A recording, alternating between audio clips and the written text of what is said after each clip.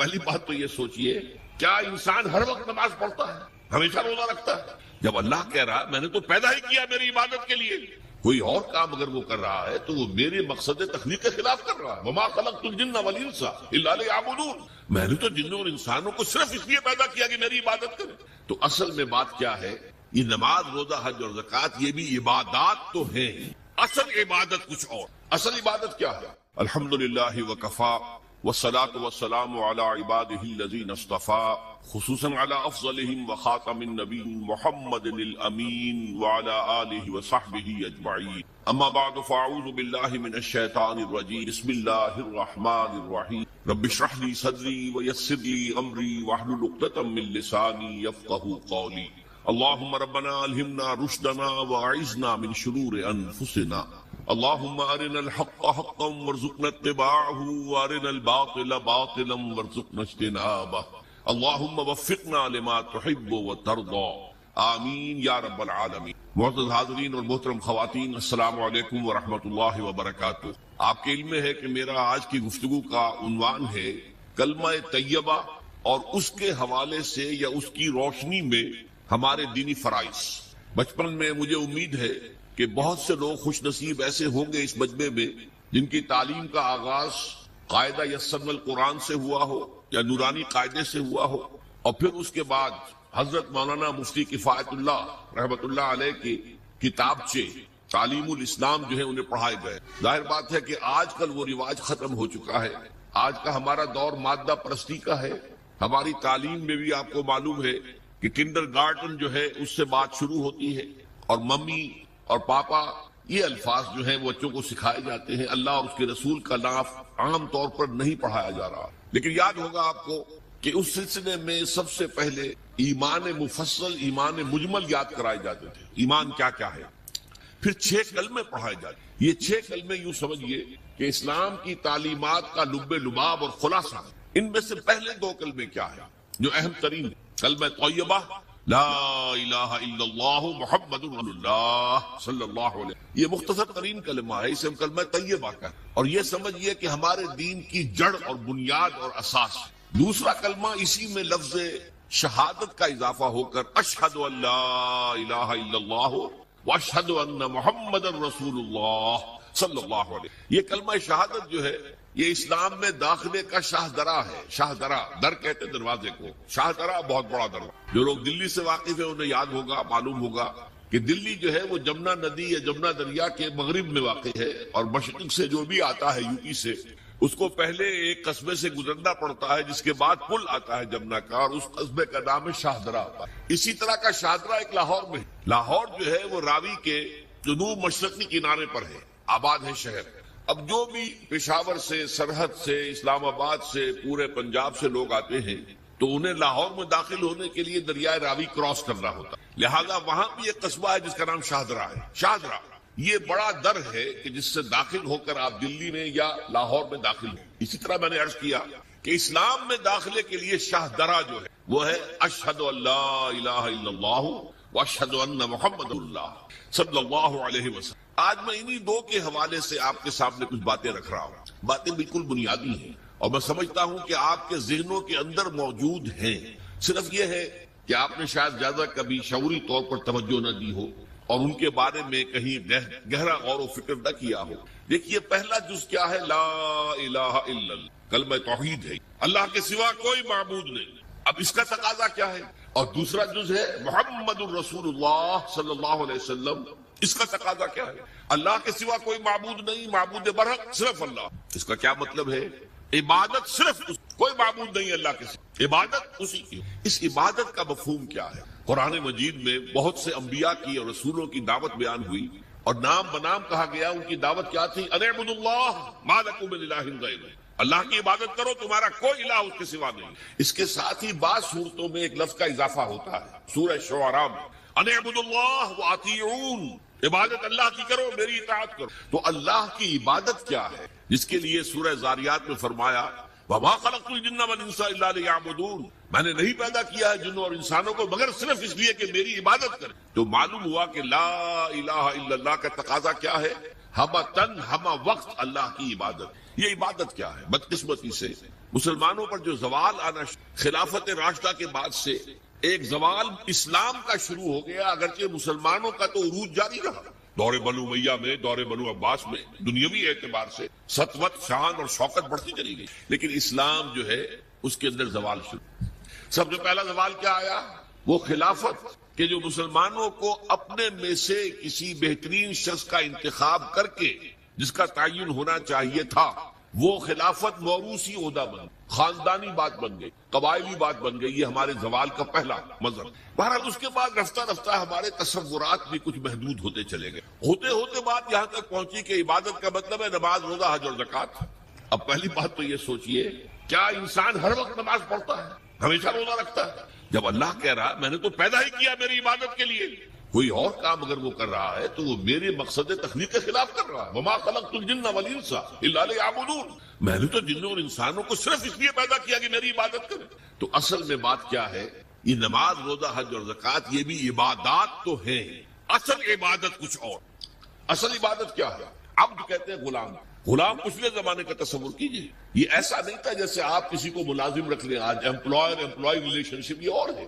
آپ نے کسی کو ملازم رکھا ہے، فرض کیجیے دہاڑی پر رکھا ہے، وہ 8 گھنٹے کام کرے گا پھر چھٹی کرے گا، اس کے بعد وہ آپ کا کوئی تابع نہیں ہے، آپ کا غلام نہیں ہے، بلکہ آپ کا بھی ایک ہی ووٹ ہوگا، جب الیکشن ہوگا اس کا بھی ایک ہی ووٹ ہوگا۔ تو اصل میں غلام جو ہوتا تھا وہ ہمہ وقت، ہمہ تن، ہمہ جہد، ہمہ وجوہ بندگی کرتا تھا، اطاعت کرتا۔ ملازم کہہ سکتا تھا کہ میرے تو اوقات ختم ہو گئے۔ آپ نے کسی کو رکھا خانسامہ کی حیثیت سے، اور فرض کیجئے ابھی فلش سسٹم نہیں آیا تھا تو بیت الخلاء جو ہے آپ جس طرح کے ہوتے تھے سب کو یاد ہے۔ کسی دن بھنگر نہیں آئی، آپ کہیں اس سے خانسامہ سے کہ ذرا جاؤ بیت الخلاء صاف کراؤ، وہ صاف کہے گا صاحب میں تو خانسامہ ہوں، میں آپ کو کھانا پکا کر دینے کا پابند ہوں، میں یہ آپ کا بیت الخلاء صاف کرنے کا تو پابند ہوں، کہے گا کہ نہیں؟ لیکن غلام نہیں کہہ سکتا، غلام تو ملکیت ہے، وہ 24 گھنٹے کا مطیع، جو کام کہا جائے کرنے پر مجبور، انکار نہیں کرتا۔ اور آپ کو معلوم ہو ایک اور بات ہونی چاہیے کہ غلام تو خود مملوک ہوتا ہے، اس کی ملکیت کوئی نہیں ہوتی۔ آقا نے کوئی اگر کوٹھڑی دے دی ہے کہ تم رات کو اس میں سو جایا کرو تو کیا وہ اس کوٹھڑی کا مالک ہو گئے؟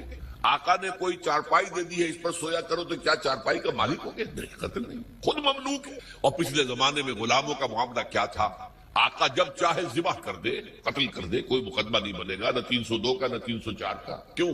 جیسے آپ کی بکری آپ کی ملکیت تھی، آپ نے ذبح کیا، گوشت کھا لیا، کوئی پوچھ سکتا ہے آپ سے؟ میری بکری تھی بھائی، میں نے ذبح کیا، Who are you to ask me؟ اسی طرح غلام میری ملکیت ہے، میں نے قتل کر دیا، میں نے اپنا نقصان کیا ہے نا، میں اس غلام کو فروخت کرتا تو کچھ پیسے مل جاتے مجھے، لیکن اختیار میرا ہے، میں نے اسے قتل کر دیا۔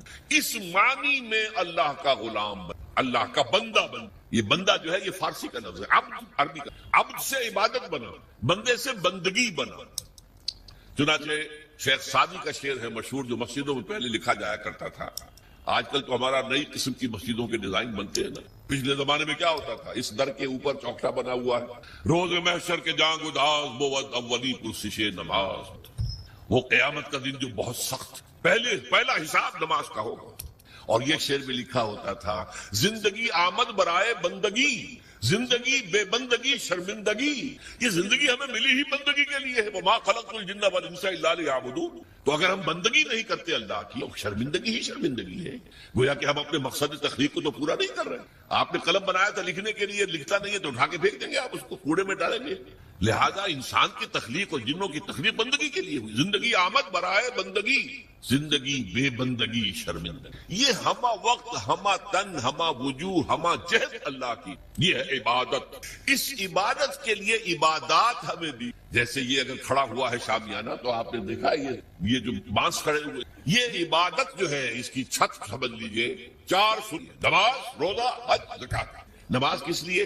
تاکہ 5 مرتبہ تازہ کر لو اللہ سے عہد بندگی، ایاک نعبد و ایاک نستعین۔ کہیں بھول مت جانا، صبح ہوئی ہے پہلے اپنا اللہ سے بندگی کا عہد تازہ کر لو، پھر دکان پر جانا، پھر دفتر میں جانا، اور پھر دوپہر میں پھر نکلو، پھر تازہ کرو۔ وہ آپ کا لنچ آور ہوگا لیکن اس میں اللہ کو پہلے یاد کرو۔ پھر جب بہت زیادہ ایکٹیویٹی کا ٹائم ہوتا ہے شام کا، پھر یاد کرو اللہ کو عصر کے وقت، پھر مغرب کے وقت، پھر رات کو عشاء۔ 5 دفعہ یاد کرو اقم الصلاۃ لذکری، کہ تمہیں یہ بات یاد رہے کہ ہم اللہ کے بندے ہیں اور ہمارا کام بندگی ہے، ہمہ تن، ہمہ وجوہ، ہمہ وقت اللہ کی۔ روزہ کیوں دیا؟ تاکہ نفس کے اندر جو شیطنت ہے، ان النفس لامارۃ بالسوء، اس نفس کو کنٹرول کرنے کی عادت، بھوک برداشت کرو کسی وقت کھانے کو حلال چیز نہیں مل رہی تو بھوک برداشت کرو، فوراً کسی حرام شے کے اندر منہ نہ مار دو، تمہارے اندر عادت ہونی چاہیے۔ پیاس شدید لگی ہوئی ہے تو اگر کوئی صحیح مشروب نہیں ہے تو ایسا نہ کرو کہ کیا کریں یہاں پر تو سوائے جو شراب کا کچھ ملتا ہی نہیں تو لوگ شراب ہی پیتے۔ اس کے لیے مشق کرانے کے لیے 30 دن صبح سے شام تک جائز مشروب بھی نہ پیو، جائز کھانا بھی نہ کھاؤ، تاکہ تمہارے اندر صلاحیت پیدا ہو جائے کہ باقی 11 مہینوں میں ناجائز سے تو بچو۔ یہ ہے عبادت کے ساتھ ان عبادات کا تعلق۔ ایک بڑی ہمارے اندر جو ہے نفس کی خواہش، دولت پرستی، اس کو نکالنے کے لیے صدقہ، خیرات، انفاق، خرچ کرو خرچ کرو خرچ کرو، تاکہ یہ دولت کی محبت دل میں سے کھرچی۔ اور یہ تینوں حکمتیں جمع کرنی ہے حج کے۔ حج میں احرام کے اندر پابندیاں ہوتی ہیں، وہ روزے کے مشابہ ہیں، بڑی رقم خرچ ہوتی ہے، یہ زکوٰۃ و صدقات کے مشابہ ہو گئی۔ اس میں تلبیہ ہوتا ہے، لبیک اللہم لبیک لبیک لا شریک لک لبیک ان الحمد والنعمت لک والملک لا شریک لک، یہ اللہ کا ذکر ہو رہا ہے۔ تو ذکر اور انفاق اور نفس کو کنٹرول کرنا، یہ تینوں چیزیں جمع کر دی حج میں، وہ جامع عبادات، جامع العبادات۔ لیکن ان عبادتوں کے اوپر چھت آئے گی اسلام کی پوری، ہمہ جہت ہمہ وقت اللہ کی بندگی، اللہ کی اطاعت۔ یہ جو عبادت ہے، ایک بات اور نوٹ کر لیجئے، یہ عبادت جو ہے زبردستی بھی دنیا میں کرائی جاتی رہی۔ مثلا بنی اسرائیل پر فرعون مسلط تھا، اپنے احکام منواتا تھا کہ نہیں؟ ہم پر انگریز حاکم تھا، اپنا قانون نافذ کرتا تھا کہ نہیں؟ تم اپنے قانون رکھو گھروں میں، تمہارے کتاب میں لکھا چور کے ہاتھ کاٹو، ہم نہیں کاٹیں گے۔ تمہاری سنت ہے رسول کی، شادی شدہ ہو زانی یا زانیہ اس کو رجم کرو، غیر شادی شدہ 100 کوڑے لگاؤ اور اعلان برسر عام لگاؤ، جاؤ رکھو اپنے گھر میں، آیتیں پڑھ لیا کرو، ثواب لے لیا کرو، یہاں تو ہمارا قانون چلے گا۔ اور ہم اطاعت کرتے تھے کہ نہیں؟ یہ اطاعت جو ہے یہ فورس تھی، زبردستی کی تھی، جبر کے ساتھ تھی، اس کو عبادت نہیں کہتے۔ عبادت وہ اطاعت ہے اللہ کی اور اس کے رسول کی جو اپنی دلی آمادگی سے کی، اللہ اور اس کے رسول کی محبت میں سرشار ہو۔ یہ ڈائمنشن جو ہے عبادت کی کہ محبت اس کا جزو لا، اللہ لا ایمان لمن لا محبت له۔ دیکھو جس کے اندر محبت نہیں ہے اللہ کے اس کے رسول کی، اس کا کوئی ایمان نہیں۔ اللہ کا عشق، اللہ کے رسول کا عشق، اس سے سرشار ہو کر اللہ کی اطاعت، اللہ کے رسول کی اطاعت پوری زندگی میں، یہ عبادت ہے۔ اور اس میں نوٹ کیجئے، اس عبادت میں اللہ کی اطاعت بھی ہے، رسول کی اطاعت بھی۔ نماز آپ پڑھتے ہیں کیسے پڑھتے ہیں؟ جیسے رسول نے سکھائی صلی اللہ علیہ وسلم۔ سلو کما رہے تو مونی اسلی، نماز ایسے پڑھو جیسے مجھے دیکھتے ہو کہ میں پڑھتا ہوں۔ صحابہ نے حضور کو دیکھا، تابعین نے صحابہ کو دیکھا، تابعین نے تابعین کو دیکھا، یہ نسل بعد نسل۔ تو نظام جو بنتا ہے عبادت کا، اس میں اللہ کی اطاعت بھی ہے اور اللہ کے رسول کی اطاعت۔ اطیعوا اللہ واطیعوا الرسول بار بار قرآن میں آتا ہے، بار بار آتا ہے۔ اور میں نے آپ کو بتایا کہ بہت سے رسولوں کی دعوت تو آئی ان اعبدوا اللہ ما لکم من الہ غیرہ، لیکن اسی کو دوسری جگہ پر بیان کیا گیا ان اعبدوا اللہ واطیعون، اللہ کی عبادت کرو، میری اطاعت کرو۔ تو ہمہ تن، ہمہ وقت، ہمہ وجوہ اللہ کی بندگی، اللہ کی اطاعت رسول کے طریقے پر، یہ ہے عبادت۔ اس کے لیے ہمیں پیدا کیا۔ اب اس میں ابھی تک کی جو باتیں تھیں وہ تو ذرا میٹھی تھی، ذرا کڑوی بات بھی۔ اگر جزوی اطاعت ہوگی تو وہ اللہ کے ہاں قبول نہیں ہے، وہ منہ پر دے ماری جاتی ہے۔ آپ کہیں نماز کا حکم اللہ نے دیا ہے، یہ میں پڑھتا ہوں اور اسی طرح پڑھتا ہوں جیسے کہ حضور پڑھتے تھے، ٹھیک ہے بھائی، لیکن اللہ نے سود کو حرام کیا ہے، بھائی یہ تو مجبوری ہے میری، میں کیا کروں، اس کے بغیر تو کاروبار چلتا نہیں۔ یہ معاملہ اب بڑا بہت مخدوش ہو۔ اللہ کے بعض احکام کو ماننا اور بعض کو پاؤں تلے رون دینا، اس پر جو غضب اللہ تعالیٰ کا، اس کو سمجھ لیجیے۔ سورہ بقرہ کی آیت نمبر 85، افتؤمنون ببعض الکتاب وتکفرون ببعض، کیا تم ہماری کتاب اور ہماری شریعت اور ہمارے قانون اور ہمارے احکام کے ایک حصے کو مانتے اور ایک دوسرے کو نہیں مانتے؟ فما جزاء من یفعل ذلک منکم، تو کوئی سزا نہیں ہے اس کی جو یہ طرز عمل اختیار کریں گے۔ اللہ کی اطاعت جزوی، یہ مانیں گے یہ نہیں مان سکتے، یہ کریں گے یہ نہیں کر سکتے۔ فما جزاء من یفعل ذلک منکم الا خزی فی الحیاۃ، اس کی سزا اس کے سوا کچھ نہیں کہ دنیا کی زندگی میں تو ذلیل اور خوار اور رسوا کر دیے جائے۔ ویوم القیامت یردون فی اشد العذاب، یردون الی اشد العذاب، اور قیامت کے دن شدید ترین عذاب میں جو۔ دیکھیے یہ میرا قول نہیں، میں تو اللہ کی بات بتا رہا ہوں۔ پہلا حصہ آج پوری دنیا میں ہمیں نظر آ رہا ہے، ہم ذلیل و خوار ہیں۔ شاعر کہتے رہے ہیں آج کیوں ذلیل کے کل تک نہ تھی پسند، گستاخی فرشتہ ہماری جناب۔ دنیا میں ہر مسلمان جو ہے، ہر انسان چوتھا یا پانچواں انسان مسلمان، 1/4 آف ورلڈ پاپولیشن اور 1/5 ایٹ لیسٹ، لیکن مسلمانوں کے لیے عزت کہیں نہیں، ذلت۔ دنیا کے معاملات میں ہم سے کوئی رائے نہیں دیتا۔ کسنوی پرسد کے بھیا کشتی تم کون ہو؟ اب G7 بیٹھیں گے فیصلہ کریں گے، G8 ہوں گے، G9 ہوں گے، G13 ہوں گے، G15 ہوں گے، یا یہ کہ سیکیورٹی کونسل ہوگی، यूएनओ की, वो फैसला करेगी तुम कौन हो। कोई मुसलमान मुल्क न 3 में न 13 में न G7 में न G15 में हमारी पॉलिसियां कोई और बनाते हैं। हमारे पास तो कोई कंडोलीसा राइस आ जाती है या उससे पहले कोई और आ जाता था, आकर हुक्म देके चले जाते हैं ये करो, और करते हैं, दोनों हाथ जोड़ कर करते हैं। ये सूरत हाल क्यों है? ये जिल्लत और ये रुसवाई। और एक बात पर तवज्जो कीजिए, आज दुनिया में इस पूरे ग्लोब में जहां भी खून बहता है मुसलमान का बहता है। 50 बरस से कश्मीर में और फिलिस्तीन में किसका खून, बोस्निया में किसका बहा, कोसोवो में किसका बहा, मकदूनिया में किसका बहा, चेचनिया में किसका खून बह रहा है, फिलीपाइंस में किसका खून बह रहा है, थाईलैंड में अब शुरू हो गया है। एक सूबे में मुसलमान अक्सरियत में है, वो चाहते हैं कि हमें अलहदा मुल्क दिया जाए, उनके ऊपर गोलियां बरस रही है, मारा जा रहा है। इससे पहले सोमालिया में किसका खून बहा था? नोट कर लीजिए, आज इस कुरे अर्जी पर खून जहां बह रहा है वो मुसलमान। अफगानिस्तान में लाखों मार दिए, और आपको मालूम है कि इराक के अंदर कितने लाख मार दिए गए, कुछ अंदाजा ही नहीं, और अभी तक मामला चल रहा है। ये जिल्लत और रुसवाई क्यों है? कि हम अपनी पूरी जिंदगी में अल्लाह की बंदगी नहीं कर रहे। लिहाजा अल्लाह ने कहा जिल्लत रुसवाई, ज़ुरिबत अलैहिमुज़ ज़िल्लत वल मस्कना। अब जिल्लत इस दुनिया में, तज़ल्लुल और जिल्लत, ये तुम्हारा मुकद्दर है, ये सजा है अल्लाह की। बुश का बाप कुछ नहीं कर सकता, शेरॉन का बाप कुछ नहीं कर सकता जब तक इज़्ने रब ना हो, पता नहीं हिल सकता जब तक इज़्ने रब ना हो। क्यों हो रहा है ये अल्लाह की सजा है। फमा जज़ाउ मन यफ़अलु ज़ालिका मिनकुम इल्ला ख़िज़्युन फ़िल हयातिद दुनिया व यौमल क़ियामति युरद्दूना इला अशद्दिल अज़ाब। जो लोग भी ये रविश इख्तियार करें कि दीन का एक हिस्सा कबूल सर आंखों पर और एक हिस्सा पांव तले, उनकी सजा इसके सिवा कुछ नहीं कि दुनिया की जिंदगी में जलील और खार कर दिए जाए और आखिरत की जिंदगी में क़यामत के दिन शदीद तरीन अज़ाब में। ये तर्ज अमल अल्लाह को काफिरों के मुकाबले में, अगर मुसलमान ये तर्ज अमल करेंगे तो काफिरों से बदतर है अल्लाह। वो तो सिर्फ साफ कहते हैं हम नहीं मानते मोहम्मद को सल्लल्लाहु अलैहि वसल्लम, हम नहीं मानते कुरान को, नहीं मानते। आप कहते हैं हम मानते हैं और फिर अल्लाह के काम पर अमल नहीं करते। ये चीज वो है जो अल्लाह ताला को कुफ्र के मुकाबले में ज्यादा नापसंद। यही वजह है कुरान में कहा गया मुनाफिकत जिसे हम कहते हैं, इन्नल मुनाफिकीन फी दरकिल अस्फल मिनन नार। मुनाफिकीन जो है जहन्नम के सबसे निचले तबके में होंगे, काफिरों से बदतर होंगे, काफिरों के नीचे होंगे। क्यों कहते वो हैं कि हम ईमान रखते हैं अल्लाह पर, हम ईमान रखते हैं अल्लाह के रसूल पर, हमें इश्क है अल्लाह के रसूल। देखो हम नाते पढ़ते हैं, देखो हम हज के लिए जाते हैं, देखो हम उम्रे करते, देखो रमजान में कितनी चहल पहल हमारे यहाँ हो जाती है इफ्तारी के वक्त, देखो मस्जिदें भरी होती है तरावी में। लेकिन भाई वो इस्लाम का कानून कहीं नाफिज है, कहीं इस्लामी अहकाम की तनफीज है? तुम्हारी ये अधूरी और जुज़वी इबादत अल्लाह को कबूल नहीं है। अल्लाह जो है बहुत गयूर है, जिसे आप कहते हैं ना पैकेज डील। पैकेज डील क्या होता है? टेक इट और लीव इट। हमें तुम्हारी कोई जरूरत नहीं है, अल्लाह तो गनी है अनिल आलमीन।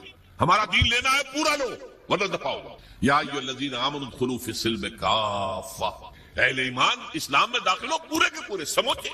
जुज़वी इस्लाम इस्लाम नहीं, जुज़वी इबादत इबादत नहीं, जुज़वी बंदगी बंदगी नहीं, बल्कि डिटाई है, डिटाई। अल्लाह के साथ मजाक है। कुरान मजीद में आया है ना कि ये लोग जो है युखातिऊनल्लाह वल्लज़ीना आमनू वमा यख़दऊना इल्ला अनफुसहुम, ये धोखा देना चाहते हैं अल्लाह को और अहले ईमान को, हालांकि धोखे अपने आप को डाला हो। तो पहली बात बड़ी सख्त हो गई। इसीलिए इकबाल कहता है चुबी गोयम मुसलमानम बिलर्जम के दानम मुश्किलात। मैं जब कहता हूं मैं मुसलमान हूं तो मुझ पर लर्जा तारी होता है, इसलिए कि मुझे मालूम है ला इलाहा इल्लल्लाह कह देना आसान है, इस पर पूरा उतरना बहुत। अल्लाह की हमा तन, हमा वक्त, हमा वजूह, हमा जेहद इताअत, रसूल की इताअत के जरिए से ये इबादत है जिसके लिए क्या हमें। अब सूरत हाल इस वक्त क्या है? जाहिर बात है कि मैं और आप यहाँ पर अल्लाह का शरीयत नाफिज एकदम तो नहीं कर सकते, लेकिन हमारी इबादत जो है वो तो अधूरी हो गई। हम इस मुल्क के फर्द हैं, हम शहरी हैं, हम वोट डालते हैं, हम लोगों को चुनते हैं, वो जाकर जो है हुकूमतें बनाते हैं। लेकिन हुकूमत वो है जो अल्लाह के अहकाम को नाफिज नहीं कर रही, जिसको कहा गया वमन लम यहकुम बिमा अंज़लल्लाह फउलाइक हुमुल काफिरून। जो अल्लाह की उतारी हुई शरीयत के मुताबिक फैसले नहीं करते वही तो काफिर है। तुमने किसे काफिर समझा है? बुतों से तुझको उम्मीदें, खुदा से नौमीदी।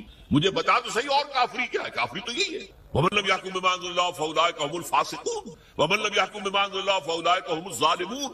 ये 3 फतवे हैं मुफ्ती आज़म, अल्लाह से बड़ा मुफ्ती तो कोई नहीं, और 3 फतवे उसके हैं ये जो अल्लाह की उतारी हुई शरीयत के मुताबिक फैसले नहीं करते वही तो काफिर है, वही तो मुशरिक है, वही तो फासिक है, बागी।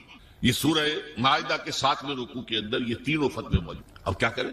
हमारा पूरा माशी निजाम सूद पर मबनी, इंटरेस्ट बेस्ड कैपिटलिस्टिक सिस्टम, यहूदियों का इजाद करदा निजाम, बैंकिंग आज पूरी दुनिया। अब हम भी इसके अंदर ज्यादा से ज्यादा आप यही कर सकेंगे ना कि बराह रास्त मुलविस ना हो, ना आप बैंक से कर्जा लें सूद पर, ना बैंक में रकम रखें और सूद लेने के लिए। ये तो कर सकते हैं आप, ये भी आप नहीं करते तो आप मुजरिम हैं। लेकिन यह है कि आप अपनी मईशत से सूद को खारिज तो नहीं कर सकते। حضور نے فرمایا ایک زمانہ آئے گا کہ لوگ اگر سود کھائیں گے نہیں تب بھی سود کا دخان، دھواں اور سود کا غبار، گردہ ان کے اندر جائے گا لازم ہے۔ کیوں؟ گندم کا ایک دانہ آپ کھاتے ہیں، اس کے لیے بیج خریدا گیا تھا سودی قرضے میں، اس کے لیے فرٹیلائزر خریدے گئے سودی قرضے میں، پیسٹی سائیڈ خریدے گئے سودی قرضے میں، اس کے لیے جو ٹریکٹر خریدا گیا سودی قرضے پر، فصل کاٹنے کے لیے ہارویسٹر دیا گیا سودی قرضے پر۔ تو ایک ایک دانے میں کیا کریں گے آپ؟ کھائیں گے، آپ کے اندر جائے گا۔ اور حضور نے دو الفاظ ایسے استعمال کیے، دخان یا غبار۔ کبھی کبھی آپ کو معلوم ہے کہ فضا میں ایک گردہ سا چھا جاتا ہے پوری فضا میں، اب آپ کیا کریں گے؟ سانس لینا بند کر، سانس لیں گے تو مریں گے، بند کر دیں گے تو مریں گے، لہذا وہ گردہ آپ کے اندر، آپ کے پھیپھڑوں میں جائے گا، لامحال، آپ کو اختیار تو کوئی نہیں۔ اور دھواں، کہیں آپ کے گھر کے اندر آگ لگ گئی ہے، کسی ہوٹل میں آپ ہیں وہاں آگ لگ گئی ہے، دھواں کیا کریں گے آپ؟ سانس لینا بند کر دیں گے؟ سانس تو لیں گے جینے کے لیے، دھواں اندر جائے گا کہ نہیں؟ تو براہ راست کوئی شخص سود کھائے نہ کھائے، اس کا غبار یا اس کا دخان، اس کا دھواں لازمن۔ تو اب کیا کریں؟ جب تک پورے دین کو قائم نہ کیا جائے اس وقت تک ہماری بندگی جزوی بندگی، ہماری عبادت جزوی عبادت۔ اس گناہ کا کیا کفارہ ہے؟ دیکھیے پچھلے زمانے میں، آج کل تو کنویں ہیں نہیں، کنویں میں کوئی بلی گر گئی، کوئی کتا گر گیا، اب اس کی لاش نکالتے تھے، اور ساتھ ہی کتنے ڈول پانی نکالیں گے تب یہ پاک ہوگا؟ تھا کہ نہیں؟ میرے اندر اگر گناہ جا رہا ہے، دھواں جا رہا ہے سود کا، میں سانس لے رہا ہوں اس فضا میں جس میں اللہ کا دین قائم نہیں ہے، تو میرے اندر گناہ جا رہا ہے، گناہ جا رہا ہے، گناہ جا رہا ہے۔ اس کا کفارہ کیا ہوگا؟ اس کو صفائی کیسے کریں گے؟ تن من دھن لگا دو اللہ کے دین کو قائم کر دیں۔ ابھی یہ عزیزم نوید صاحب جو کہہ رہے تھے بار بار اقامت دین، اقامت دین، کیا مطلب ہے اقامت دین؟ دین کو قائم کرنا، پورا دین۔ جیسے آپ کہتے ہیں ایک ہے نماز پڑھنا، ایک ہے نماز قائم کرنا، زمین و آسمان کا فرق ہے۔ اقیم الصلاۃ، اقیم الصلاۃ، اقیم الصلاۃ۔ یہ قیام جو ہے نماز کا نظام کا، اس کے لیے مسجدیں تعمیر ہوتی ہیں، اس کے لیے امام اور خطیب رکھے جاتے ہیں، وہاں پر بر وقت جماعت ہوتی ہے، ایک امام کے پیچھے کھڑے ہو کر ہم نمازیں پڑھتے ہیں، یہ نماز کا نظام ہے۔ اسی طریقے سے دین کا نظام، اقیم الدین، دین کو قائم کرو، اور اسی کو کہا وَيَكُونَ الدِّينُ كُلُّهُ لِلَّهِ، دین پورا کا پورا اللہ کا ہو جائے۔ فوجداری قوانین بھی اسی کے ہوں، دیوانی قوانین بھی اسی کے ہوں، وراثت کا قانون بھی اسی کا ہو، سود کو جڑ سے نکال کے پھینکا جائے، بیع و شرع کی جو حرام شکلیں ہیں ان کو ختم کیا جائے، جوئے کا خاتمہ کیا جائے، بے پردگی بے حیائی کا خاتمہ کیا جائے۔ یہ سارا کام اگر آپ کریں تو اس میں جو تن لگے گا، جو من لگے گا، جو آپ کا دھن لگے گا، جو آپ کا وقت لگے گا، یہ کفارہ ہے کہ جزوی بندگی کی وجہ سے جو گناہ ہو رہا ہے اس کا کفارہ ہو جائے۔ اگر آپ یہ نہیں کرتے تو اس کا مطلب یہ کہ آپ بھی اسی نظام کے حامی ہیں۔ وہ دیکھیے جو کہا تھا نا بش نے یا اس کے سیکریٹری پاول نے 11 ستمبر 2001 کو، آر یو ود اس اور اگینسٹ اس، یاد ہے؟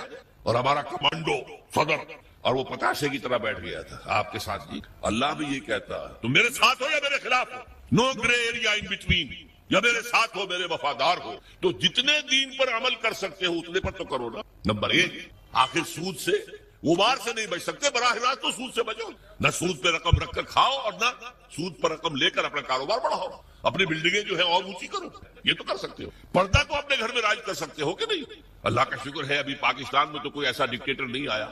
اگر کچھ زیادہ وقت مل گیا ہماری شامت اعمال سے اس شخص پرویز مشرف کو تو شاید وہ وقت بھی آ جائے کہ پردے پر پابندی کر دی جائے، کوئی عورت برقع نہیں پہنے۔ ہو چکا ہے دنیا میں، محسن ممالک میں ہوا، مصطفیٰ کمال پاشا جو آئیڈیل ہے اس کا، اس نے یہی تو کیا تھا، پردہ ختم، انگریزی لباس پہننا لازم، عربی میں نہیں اذان دے سکتے ہو نہ نماز پڑھ سکتے، ترکی زبان میں نماز پڑھو، ترکی زبان میں اذان۔ یہ سارا کمال اتاترک نے کیا تھا، اور اس نے آتے ہی کہا تھا کہ میرا آئیڈیل وہ ہے۔ یہ تو اللہ کو معلوم ہے کل کیا ہونا ہے۔ بڑے بڑے جبار اور بڑے بڑے طاقتور لوگ آئے ہیں، اور آج نسیم منسیاں ہے۔ کہاں گیا وہ فیلڈ مارشل ایوب خان، کہاں گیا وہ یحییٰ خان، کہاں گیا بھٹو، کہاں گیا ضیاء الحق؟ تو بڑے بڑے تنتنے والے، بڑے بڑے دبدبے والے لوگ آئے ہیں، وہ سب نسیم منسیاں ہو گئے۔ تو میں نہیں کہہ سکتا کہ اس کے لیے ابھی کتنے دن ہیں۔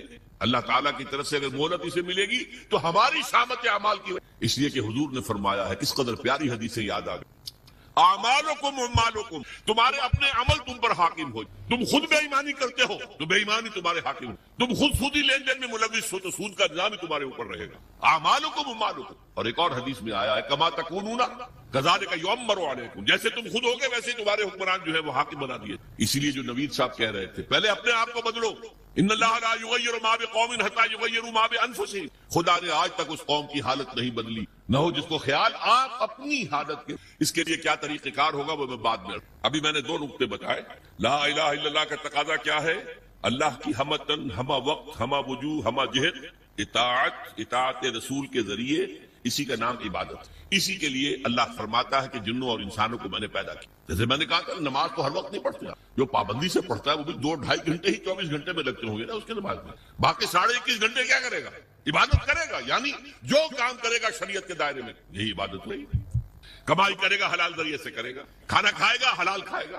یہ پوری زندگی کے تمام کام عبادت ہیں اگر اللہ کے قانون کے مطابق. یہی بغاوت ہے اگر اللہ کے قانون کے خلاف کی. اور دوسری بات میں نے آپ کو بتائی، یہ عبادت جزوی اللہ کو قبول نہیں ہے، بلکہ جزوی عبادت وہ تو منہ پر دے ماری جائے گی، جاؤ دفع ہو جاؤ، ٹیک اٹ اور لیو اٹ، یا ہمارا دین قبول کرو یا چھوڑ دو. اس کا جزوی جو معاملہ نہیں ہو سکتا. 50% مانتے ہیں یا 30% یا 33%. چلو 33% پہ پاس ہو جاتے ہیں نا بچے، ہمیں بھی 33% پہ پاس کر دو. اللہ کے ہاں یہ بات نہیں. ٹیک اٹ اور لیو اٹ. اور اس کا عبادت کا حق صحیح معنی میں کب ادا ہوگا؟ جب پورا نظام اللہ تعالیٰ کے حکم کے مطابق قائم کر، تعزیرات ہوں، سزائیں ہوں اللہ کی شریعت کے مطابق، دولت کی تقسیم ہو معاشرے میں اللہ کے قانون کے مطابق، اللہ کا نظام پوری زندگی کے اوپر غالب ہو جائے. اس کی جد و جہد اگر آپ کریں گے، اس کی کوشش کریں گے، اس میں تن من دھن لگائیں گے، تو یہ اس گناہ کا کفارہ ہو جائے گا جو ایک باطل نظام کے تحت رہنے سے خود بخود ہمارے اندر جا رہا ہے. گناہ جا رہا ہے، سود جا رہا ہے، ہر سانس کے ساتھ کفر جا رہا ہے ہمارے اندر. وَمَن لَّمْ يَحْكُم بِمَا أَنزَلَ اللَّهُ فَأُولَٰئِكَ هُمُ الْكَافِرُونَ. تو یہ دو باتیں واضح ہو. لا الہ الا اللہ کا تقاضا کیا ہے اور اس کی تکمیل کب ہوتی ہے؟ جبکہ پورا نظام زندگی اللہ کے قانون کے مطابق قائم ہے. اب آئیے محمد رسول اللہ صلی اللہ علیہ وسلم، اس کا تقاضا کیا؟ دیکھیے پہلی تو بات ہے اطاعت. رسول کی بھی اطاعت ہوگی، اطیعوا اللہ واطیعوا الرسول، اطاعت کرو اللہ کی، اللہ کے رسول. لیکن اس کو میں نے شامل کر دیا عبادت کے اندر. اللہ کی اطاعت رسول کی اطاعت کے ذریعے سے ہوگی، تو اس کو بریکٹ کر دیا میں نے. اللہ کی اطاعت، رسول کی اطاعت، یہ مل کر عبادت بن. دوسرا اصل تقاضا کیا ہے بحیثیت امت؟ یہ سمجھ، رسول کس لیے بھیجے جاتے تھے؟ لوگوں کے سامنے اللہ کے دین کو پیش کرنا، دعوت دینا، تبلیغ کرنا اور کوشش کرنا کہ اللہ کا دین قائم ہو جائے، اس لیے آتے تھے. اب حضور پر رسالت اور نبوت ختم، انسان تو ختم نہیں ہوگا. ان کو یہ دعوت کون دے گا؟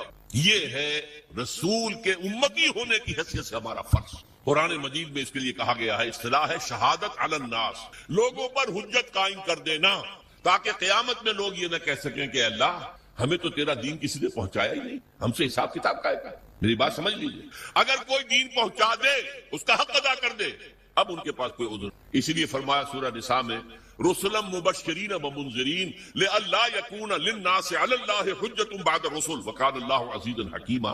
ہم نے اپنے رسولوں کو بھیجا بشارت دینے والے بنا کر. اللہ کی عبادت کرو گے تو بشارت ہے، راح و ریحان و جنت النعیم، اللہ تعالیٰ تمہیں اپنی جنتوں میں داخل کر. اللہ کی عبادت سے سرکشی کرو گے تو پھر جہنم ہے، وماواہ جہنم وساءت مصیرا، اس کا ٹھکانہ جہنم ہے. تو وہ بشیر بھی تھے، نذیر بھی تھے، لیکن حاصل کیا تھا؟ لئلا یکون للناس علی اللہ حجۃ بعد الرسل، رسولوں کے آنے کے بعد لوگوں کے پاس کوئی عذر باقی نہ رہ جائے. اللہ ہمیں معلوم نہیں، ہر امت کے خلاف اس کا رسول کھڑا ہو کر گواہی دے گا پہلے قیامت کے، جسے آپ کہتے ہیں سرکاری گواہ، پروزیکیوشن وٹنس. اے اللہ تیرا جس پیغام آیا تھا میرے پاس میں نے انہیں پہنچا دیا تھا، اب اگر انہوں نے عمل نہیں کیا تو یہ ذمہ دار ہے. دے کانٹ پلیڈ اگنورنس، یہ نہیں کہہ سکتے ہمیں تو بتایا ہی نہیں گیا، میں نے بتا دیا. یہ ہے ان کے خلاف شہادت بڑھے گی کہ اب یہ ذمہ. بہت سادہ سی بات آپ کو سمجھا دوں مثال سے. آپ اپنے کسی عزیز کو کوئی پیغام بھیجتے ہیں، کل شام تک یہ کام میرا ضرور کر دینا ورنہ مجھے بہت نقصان ہو جائے گا. کسی آپ نے ایلچی کے ہاتھوں، پیغامبر کے ہاتھوں یہ پیغام بھیجا، وہ کام نہیں ہوا، آپ کا نقصان ہو گیا. اب آپ غصے میں بھرے ہوئے اپنے اس عزیز کے پاس گئے، میں نے تمہیں یہ پیغام بھیجا تھا، تم نے یہ کام نہیں کیا، میرے نقصان کا ذمہ دار کون ہے؟ تم ہو. اگر وہ یہ کہہ دے بھائی مجھے تو آپ کا پیغام کس پہنچایا ہی نہیں، اب کوئی غصہ آپ کا رہ جائے گا اس کے خلاف؟ آپ پتاشے کی طرح بیٹھ جائیں گے نا، غصہ ختم. اب غصہ کس پر آئے گا؟ اس پیغامبر پر آؤ. بھلے آدمی تجھے میں نے پیغامبر بنایا تھا کہ پیغام پہنچانا، تم نے نہیں پہنچایا، میرے نقصان کے ذمہ دار تم. تو یہ پیغام رسانی کا منصب کتنا نازک، کتنا نازک، کتنا نازک. اگر آپ نے پیغام پہنچا دیا آپ فارغ ہو گئے، بری ہو گئے، وہ ذمہ دار ہے. اگر آپ نے نہیں پہنچایا تو آپ مجرم ہیں، وہ نہیں ہے. اسی لیے کہا گیا سورہ اعراف کے شروع میں فَلَنَسْأَلَنَّ الَّذِينَ أُرْسِلَ إِلَيْهِمْ وَلَنَسْأَلَنَّ الْمُرْسَلِينَ. ہم پوچھ کر رہیں گے ان سے بھی جن کی طرف ہم نے رسولوں کو بھیجا، اور ہم پوچھ کر رہیں گے رسولوں سے بھی. پہلے رسولوں سے کہا جائے تم نے پہنچا دیا تھا، اب وہ کہیں گے کھڑے ہو اللہ میں نے پہنچا. پھر کہیں گے اچھا اب تم نے پیغام میرا پہنچ گیا تھا، کتنا عمل. یہی وجہ ہے دیکھیے حضور نے اپنے آخری خطبے میں اپنی تعلیمات کے اہم نکات کو دوبارہ سہبارہ اس کو نمایاں کر کے پھر ایک سوال کیا، ذرا چشم تصور سے دیکھیے، 1.25 لاکھ کا مجمع ہے، معمولی بات نہیں، آج بھی 20-30 لاکھ ہی ہوتے ہیں حج میں، 1.25 لاکھ، جبکہ شاید پورے عرب کی آبادی 2.5-3 لاکھ سے زیادہ نہیں ہوگی، 1.25 لاکھ آدمی، 1,24,000۔ آپ نے خطبہ دیا، اور خطبے کی شان کیا تھی؟ ایک ایک لفظ 3 مرتبہ دہرا، لاؤڈ سپیکر تو تھا نہیں، تھوڑے تھوڑے فاصلے کے اوپر، جیسے مکبر ہو جاتے ہیں نماز با جماعت میں، اگر لاؤڈ سپیکر نہیں ہے تو وہ مکبرین کھڑے ہیں، حضور نے ایک بات ادھر کہی، اب مکبرین نے آگے پہنچانی شروع، دوسری بات سامنے رخ کر کے کہی، دوسری مرتبہ وہی بات، اب سامنے والوں نے پہنچانا شروع، تیسری مرتبہ بائیں طرف دیکھتے ہوئے کہی، اب بائیں والوں نے پہنچانا شروع، آخر میں ایک سوال کیا، الا هل بلغت، لوگوں میں نے پہنچا دیا یا نہیں؟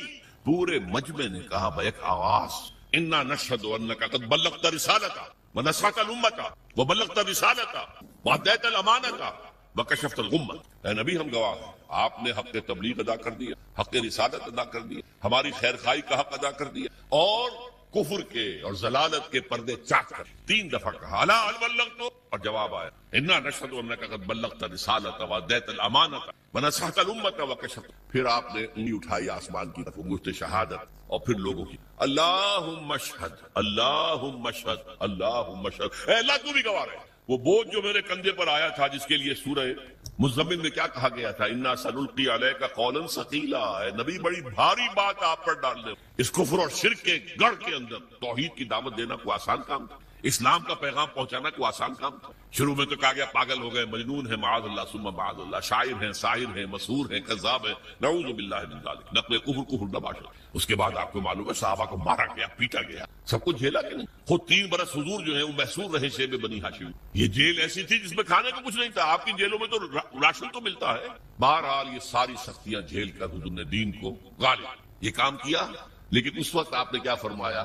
اپنی بات 3 دفعہ کہہ کر الا هل بلغت انا نشهد انك قد بلغت رسالة واديت الامانة ونصحت الامة وكشفت الغمة، پھر کہا فليبلغ الشاهد الغائب، اب تمہارے ذمے ہے جو یہاں ہے وہ پہنچائیں پورے جہان آگے عالم تک اس پیغام، اس لیے کہ میں صرف تمہارے لیے رسول، وما ارسلناك الا كافة للناس بشيرا ونذيرا، اے نبی ہم نے نہیں بھیجا ہے آپ کو مگر پوری نوع انسانی کے لیے بشیر بنا کے، آپ واحد رسول ہیں اللہ کے، واحد۔ ویسے کہا جاتا 313 رسول آئے ہیں، قرآن مجید میں جن کا ذکر ہے وہ تو 28-29 ہیں انبیاء اور رسول، لیکن یہ کہ کہا جاتا ہے نبی تو آئے ہیں 1.25 لاکھ، جتنے کہ حجۃ الوداع میں موجود صحابہ، اور رسول آئے ہیں 313، جتنے کہ بدر کے میدان میں مجاہد ہوئے۔ بہرحال حضور نے فرمایا میں تو پوری دنیا کے لیے رسول بنا کر بھیجا گیا، میں نے تمہیں پہنچا دیا، تم پہنچاؤ آگے، تاکہ میں تمہارے خلاف گواہ بنوں گا قیامت کے دن، اے اللہ میں نے انہیں پہنچا دیا تھا، now they are responsible, they are accountable, اور تمہیں یہی گواہی دینی ہوگی اے اللہ تیرے رسول نے جو ہمیں پیغام پہنچایا تھا آپ نے پوری دنیا میں پھیلا۔ اس مضمون کے لیے لفظ شہادت آتا ہے، اس لیے کہ شہادت کا لفظ جو ہے وہ رسالت کی اصطلاح کے طور پر، یا ایھا النبی انا ارسلناک شاہدا وبشیرا ونذیرا وداعیا الی اللہ باذنہ وسراجا منیرا۔ سورہ مزمل میں فرمایا انا ارسلنا الیکم رسولا شاہدا علیکم کما ارسلنا الی فرعون رسولا، تو اے محمد آپ شاہد ہیں ان پر، دنیا میں آپ گواہی دیں گے اسلام کی اپنے قول سے، اپنے عمل سے، قیامت میں آپ کھڑے ہو کر اللہ کی بارگاہ میں عدالت اخروی میں آپ پروزیکیوشن وٹنس کی حیثیت سے ہوں گے، آپ کہیں گے اے اللہ میں نے انہیں بات پہنچا دی تھی، اب یہ جواب دے، they are responsible, they are accountable. یہ فرض ہے امتی ہونے کی حیثیت سے جو ہم پر عائد ہے۔ دیکھیے میں نے یہاں لفظ سنت کا استعمال نہیں، عام طور پر سنت کو ہم سمجھتے ہیں عبادات کے ضمن میں، وضو میں سنتیں کتنی ہیں، فرض کتنے ہیں، اور ہر رکعت میں فرائض کیا کیا ہے وغیرہ وغیرہ۔ اصل میں اتباع ہے وہ لفظ جس کے بارے میں قرآن میں فرمایا گیا کہ قل ان کنتم تحبون اللہ فاتبعونی یحببکم، اے نبی ان سے کہہ دیجئے اگر تم اللہ سے محبت کرتے ہو تو میرا اتباع کرو، اللہ تم سے محبت کرے گا۔ یہ اتباع کسے کہتے ہیں؟ پیروی، پیچھے پیچھے چل، اتباع۔ اتباع میں وہ شے بھی آ جائے گی جس کا حکم، اور وہ شے بھی جس کا حکم نہیں دیا لیکن آپ نے کیا۔ اتباع محبت کے جذبے سے سرشار ہو کر، اللہ اور اس کے رسول کی محبت سے سرشار ہو کر، ہما وقت، ہما تن، ہما وجوہ، ہما جہت اطاعت اللہ کے، اس کے، یہ عبادت ہے، یہ لا الہ الا اللہ کا تقاضا ہے۔ اور اللہ کے رسول پر ایمان لانے کا تقاضا کیا ہے؟ جس طرح حضور نے 23 برس غور کی، جب آپ کے پاس وحی شروع ہو گئی اور آپ حکم آ گیا یا ایھا المدثر قم فانذر وربک فکبر، اے لحاف میں لپٹ کر لیٹنے والے صلی اللہ علیہ وسلم، اب کھڑے ہو جاؤ، کمر کس لو، لوگوں کو خبردار کرو کہ اللہ کے حضور میں حاضر ہونا پڑے گا، وہاں جواب نہیں کرنی پڑے گی، اور اپنی رب کی کبریائی کا اعلان کرو، اللہ اکبر اللہ سب سے بڑا، اللہ کی بات سب سے اونچی ہونی چاہیے، لتکون کلمۃ اللہ ہی العلیٰ۔ یہ جو ہے کام حضور نے 40 برس کی عمر میں وہی کا آغاز ہوا۔ کبھی آپ نے سوچا اس کے بعد آپ نے کوئی معاش کا کام کیا؟ تاجر تھے آپ، بہت اچھے تاجر، بہت کامیاب تاجر، ایکسپورٹ امپورٹ کا بزنس تھا، آپ قافلے لے کر جاتے تھے شام اور واپس آتے تھے، اور اسی تجارت میں آپ کا اخلاق، آپ کا کردار، آپ کی صداقت، آپ کی امانت ایسی ظاہر ہوئی کہ عرب کی متمول ترین خاتون حضرت خدیجہ الکبریٰ رضی اللہ تعالی عنہا نے خواہش ظاہر کی شادی، لیکن جب آپ پر وحی آ گئی اس کے بعد 23 برس کوئی اور کام کیا سوائے دین کی تبلیغ اور دین کو قائم کرنے کی۔ تبلیغ کے لیے تو فرمایا یا ایھا الرسول بلغ ما انزل الیک من ربک وان لم تفعل فما بلغت رسالتہ، اے رسول صلی اللہ علیہ وسلم پہنچا دو جو کچھ بھی نازل ہوا ہے تم پر تمہارے رب کی طرف سے، اگر نہیں کرو گے تو رسالت کا حق ادا نہیں۔ یہی وجہ ہے کہ وہ آیتیں بھی حضور نے ہمیں سنا دی جن میں حضور پر گرفت کی گئی تھی، یا ایھا النبی لم تحرم ما احل اللہ لک، اے نبی کیوں حرام ٹھہراتے ہو اپنے اوپر جو اللہ نے تم پر حرام کیا؟ ہو سکتا تھا حضور چھپا لیتے کہ میری یہ پکڑ جو اللہ نے کی ہے، کیوں مسلمان ہمیشہ اس کو پڑھتے رہے؟ پکڑ آئی تھی کہ نہیں؟ ابس اللہ جاہ العمى، ماتھے پر تیوری ڈال لی، منہ موڑ لیا کہ ایک اندھا نابینا آیا تھا آپ کے پاس، وما يدريك لعله يزكى او يذكر فتنفعه الذكرى، اس کے لیے لفظ عتاب استعمال کیا حضور۔ عبداللہ ابن ام مکتوم کی شان میں یہ آیات نازل ہوئی ہیں۔ اس کے بعد جب بھی آتے تھے وہ نابینا صحابی عبداللہ ابن ام، تو حضور کیا فرمایا؟ مرحبا بالذی عاقبنی اللہ فی، آؤ بھائی خوش آمدید میرے اس ساتھی کے لیے جس کے ضمن میں اللہ نے مجھ پر عتاب فرمایا، عاقبنی اللہ فی، عتاب کیا مجھے۔ وہ آیتیں بھی قرآن میں ہے کہ نہیں؟ تو نوٹ کر لیں، ایک ایک حرف پہنچانا ہے محمد آپ کو صلی اللہ علیہ وسلم، اگر ایسا نہیں کرو گے تو رسالت کا ادا نہیں۔ اب یہی کام امت کے ذمے کر کے ہے صلی اللہ۔ اس میں پہلا دور وہ ہے جو آپ کے صحابہ نے جانیں دے دی، قربان کر دی، کہاں کہاں کوئی شہید ہوا، کوئی ایران میں، کوئی عراق میں، کوئی شام میں، کوئی خراسان میں، کوئی ہندوستان میں آ کے شہید ہوئے، کس لیے؟ اللہ کا دین غالب ہو، اللہ کا پیغام پہنچ جائے۔ دور صحابہ اور تابعین کے بعد عام مسلمان جو ہے وہ تو دنیا پرستی کے اندر لگ گئے، بدقسمت خلافت ملوکیت میں بدل گئے۔ پھر یہ کام، یہ جھنڈا کس نے بلند رکھا؟ وہ صوفیاء کرام نے بلند۔ معین الدین اجمیری رحمۃ اللہ علیہ کیوں آئے تھے اجمیر میں؟ حالانکہ وہ راجپوتوں کی طاقت کا گڑھ، رائے پتھورا کا مرکز۔ شیخ علی اجمیری تو لاہور میں اس وقت آئے تھے جہاں لاہور اسلامی حکومت میں شامل ہو چکا تھا، لیکن معین الدین اجمیری تو اس وقت آئے ہیں جبکہ یہ پورا راجستھان جو ہے راجپوتوں کی سرزمین، اور اس میں رائے پتھورا پرتھوی راج بہت سخت، بہت زبردست، اور وہاں جا کر بیٹھ گئے۔ 90,000 ہندو ان کے ہاتھ پر ایمان لائے۔ یہ ہمارے پنجاب کے جو دو بڑے بڑے قبیلے ہیں وٹو اور سیال، یہ دونوں قبیلے ان کے ہاتھ پر، بلکہ یہ دونوں قبیلے تو ان کے پوتے شاگرد کے ہاتھ پر ایمان لائے، یعنی شیخ معین الدین اجمیری رحمۃ اللہ علیہ، خواجہ معین الدین کے جو ان کے خلیفہ تھے، خواجہ بختیار کاکی رحمۃ اللہ علیہ ان کے خلیفہ تھے جو پاک پٹن میں، بابا فرید گنج شکر رحمۃ اللہ علیہ، ان کے ہاتھ پر یہ دو۔ بہرحال یہ کام کیا ہے مسلمانوں نے، پہلے کیا ہے بحیثیت امت، بحیثیت قوم، بحیثیت حکومت، اللہ کے دین کو پھیلانا ہے، اللہ کا قانون نافذ۔ کس لیے گئے تھے؟ کیا وہ دنیا بنانے گئے؟ شہادت ہے مطلوب و مقصود مومن، نہ مال غنیمت نہ کشور کشائی۔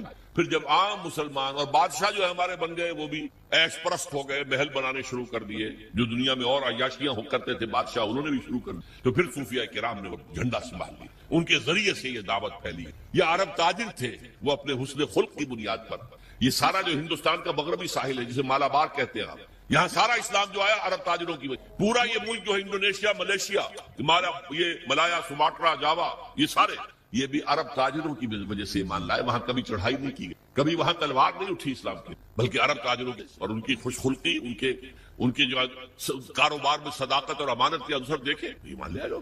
بہرحال یہ جان لیجئے کہ اس کے بعد سے جبکہ یہ ادارہ بھی کم ہو گیا، کمزور ہو گیا، اب امت مسلمہ وہ کام سرے سے نہیں کر، یہ وہ جرم ہے بحیثیت امت جو ہمیں کام کرنا چاہیے۔ ہم امین ہیں قرآن کے، ہم امین ہیں اللہ کی شریعت کے، اور فخر کرتے ہیں ہم اس پر۔ سارے نبیوں سے افضل ہمارا نبی یقیناً ہے، لیکن اس افضل نبی صلی اللہ علیہ وسلم نے آپ پر کیا ذمہ داری ڈالی تھی؟ بلغوا انی ولو آیا، میرا کوئی ایک بھی امتی نہ رہ جائے جو قرآن کی تبلیغ نہ کرے، چاہے ایک ہی آیت آتی ہے، ایک ہی آیت کی تبلیغ، یہ حدیث ہے کہ نہیں رسول؟ کوئی میرا امتی فارغ نہ۔ یہ کام ہے جو بحیثیت امتی ہمارے کندھے، یوں سمجھیے کہ خطبہ حجۃ الوداع میں وہ بوجھ حضور کے کندھے سے اتر کر امت کے کندھے۔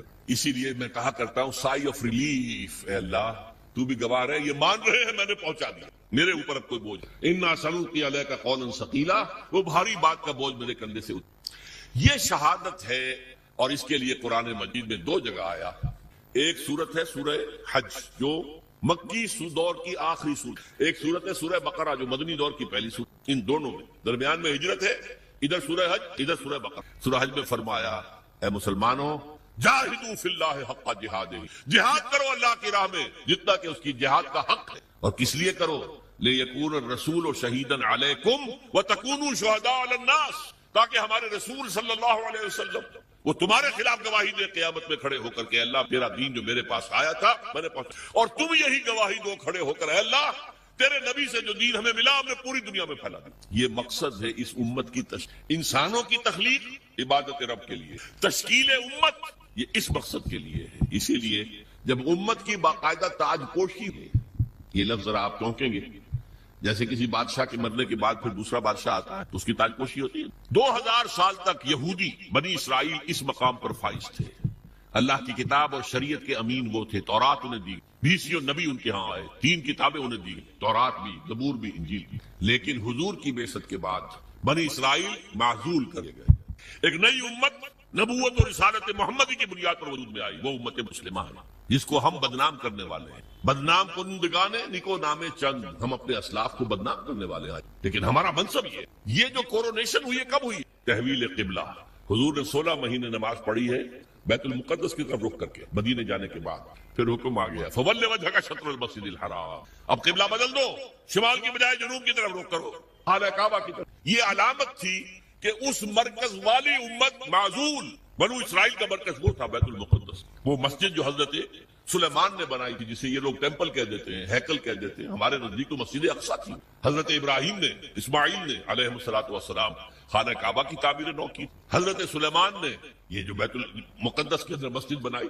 12 وہ مرکز ختم، وہ امت معزول، اب خانہ کعبہ کے گرد اور نبوت اور رسالت محمدی کی اساس پر نئی امت اور اس کے لیے فرمایا وَكَذَلِكَ جَعَلْنَاكُمْ أُمَّةً وَسَطًا لِتَكُونُوا شُهَدَاءَ عَلَى النَّاسِ وَيَكُونَ الرَّسُولُ عَلَيْكُمْ، وہی بات جو وہاں کہی گئی لِيَكُونَ الرَّسُولُ شَهِيدًا عَلَيْكُمْ وَتَكُونُوا شُهَدَاءَ عَلَى النَّاسِ، رسول کا ذکر پہلے امت کا بعد، اور یہاں امت کا پہلے كَذَلِكَ جَعَلْنَاكُمْ أُمَّةً وَسَطًا لِتَكُونُوا شُهَدَاءَ عَلَى النَّاسِ وَيَكُونَ الرَّسُولُ عَلَيْكُمْ۔ اس مقصد کے لیے جد و جہد، اس کے لیے محنت، اس کے لیے جان کھپانا، اس کے لیے قوت، اس کے لیے صلاحیت خرچ کرنا، مال خرچ کرنا، انفاق کرنا، یہ ہے محمد الرسول اللہ پر ایمان کا تقاضا۔ اب اس میں ایک بات، دین کا پہنچانا ایک ہے قول سے، ایک ہے اپنے عمل سے۔ آپ جو بات کہہ رہے ہیں اس پر عمل کر کے بھی تو دکھائیے نا، ورنہ دیگرا را نصیحت خود را فضیحت، جو کہیں گے تم کہتے کچھ اور کرتے کچھ اور، کیا دعوت دے رہے ہو، کیا تبلیغ کر رہے ہو؟ عمل سے گواہی، زبان سے گواہی، اشہد ان لا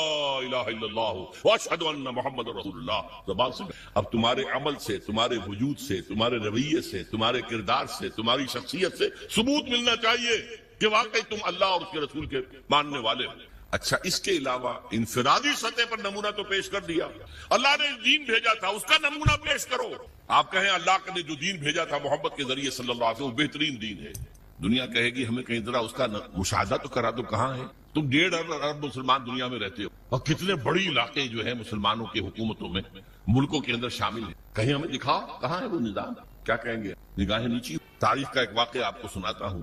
1915 میں شیخ الہند مولانا محمود حسن دیوبندی رحمت اللہ علیہ، ان کے ساتھیوں سے اور ان کا آپس میں مشورہ ہوا کہ انگریز کی غلامی سے نجات پانے کے لیے شیخ الہند تو جائیں حجاز، وہاں ابھی مدینے میں ترک گورنر موجود، خلافت ختم نہیں ہوئی تھی، وہ 1924 میں ختم ہوئی، یہ میں 1915 کی بات، اور مولانا عبید اللہ سندھی کو بھیجیں جو والی کابل ہے، بادشاہ افغانستان کا، مولانا خود تو جا کر ترک گورنر کے ذریعے سے دارالخلافہ جو ہے استنبول، اس سے مدد مانگے کہ آپ ہم پر، ہندوستان پر انگریز کے خلاف حملہ کریں، ہم اندر سے بغاوت کریں گے، اور یہی پیغام شاہ افغانستان کے لیے، تم حملہ کرو اندر سے ہم بغاوت کریں گے تاکہ انگریز کو یہاں سے جڑوں سے اکھاڑ کر پھینک دیا۔ ہوا کیا؟ حضرت شیخ الہند کو جو مکے کا حکمران تھا شریف حسین، یہ جو جارڈن کی حکومت ہے اب بھی، یہ باقاعدہ اسی کا پڑپوتا ہے، ہوتا تھا شاہ حسین پڑپوتا یہ والی مکہ تھا، اس نے حضرت شیخ الہند کو گرفتار کر کے تشتری میں رکھ کر انگریز کو پیش کر دیا، یہ آپ کا باغی یہاں پر فساد مچا رہا ہے۔ انگریز نے گرفتار کر کے کہاں رکھا؟